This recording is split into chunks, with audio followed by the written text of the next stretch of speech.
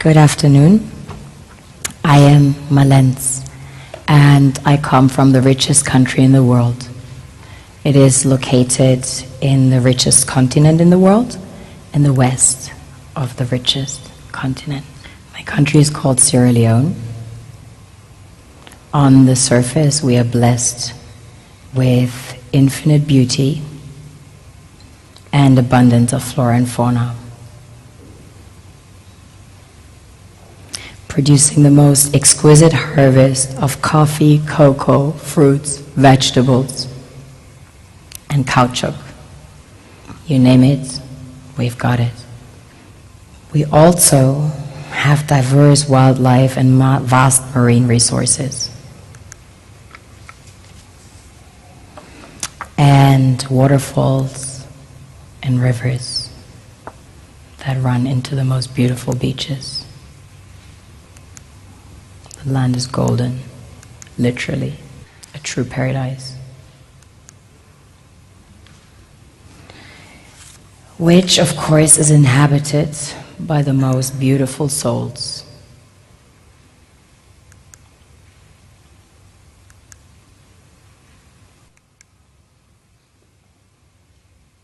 We have a very strong cultural heritage. In fact, Sierra Leone had the first sub-Saharan university. Prior to that, there was one in the kingdom of Timbuktu, which was the first university in the world, succeeding the great Gnostic schools of Egypt and Osiris. On a deeper level, we are blessed with the real treasures the kings and queens of this world desire.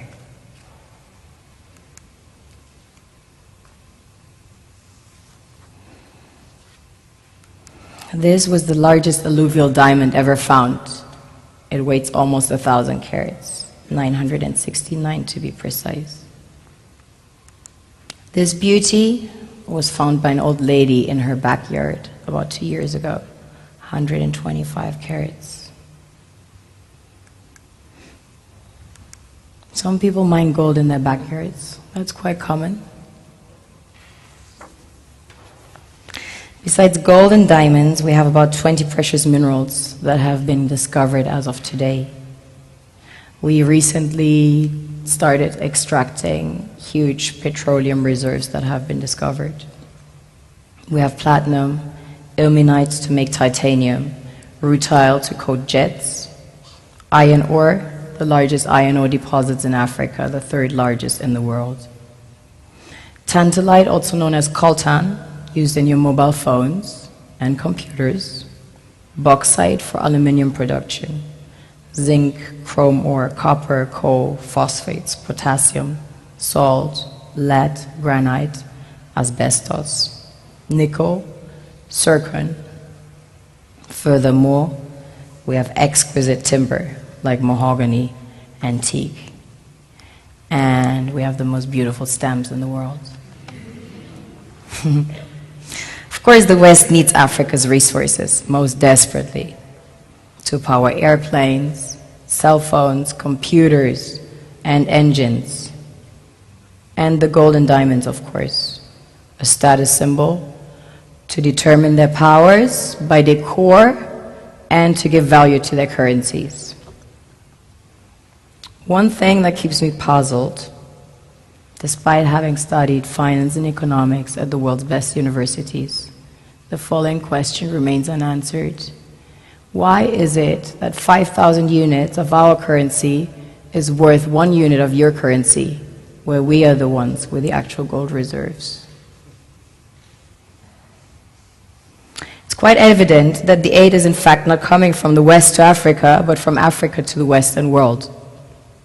The Western world depends on Africa in every possible way, since alternative resources are scarce out here. So how does the West ensure that the free aid keeps coming?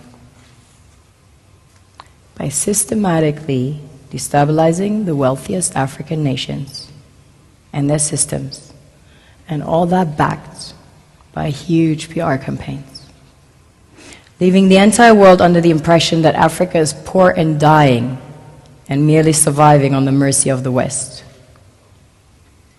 Well done, Oxfam, UNICEF, Red Cross, Life Aid, and all the other organizations that continuously run multi-million-dollar advertisement campaigns depicting charity porn to sustain that image of Africa globally. Ad campaigns paid for by innocent people under the impression to help with their donations. While one hand gives under the flashing lights of cameras, the other takes in the shadows.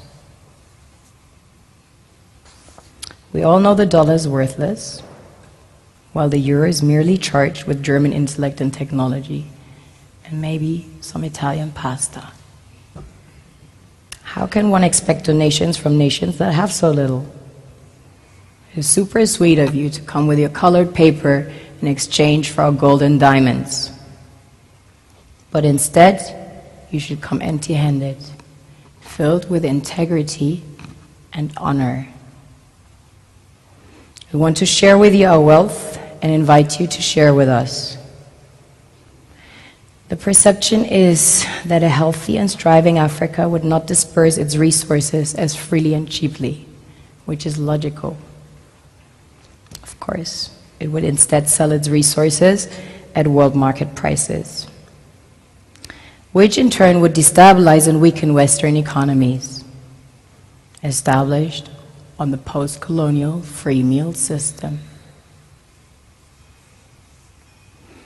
Last year, the IMF reports that 6 out of 10 of the world's fastest growing economies are in Africa, measured by their GDP growth. The French Treasury, for example, is receiving about $500 billion year in, year out, in foreign exchange reserves from African countries based on colonial debt they forced them to pay. Former French President Jacques Chirac stated in an interview recently that we have to be honest and acknowledge that a big part of the money in our banks comes precisely from the exploitation of the African continent. In 2008, he stated that without Africa, France will slide down in the rank of a third world power. This is what happens in the human world, the world we have created. Have you ever wondered how things work in nature?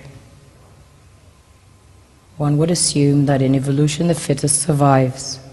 However, in nature, any species that is overhunting, overexploiting the resources they depend on as nourishment, natural selection would sooner or later take the predator out.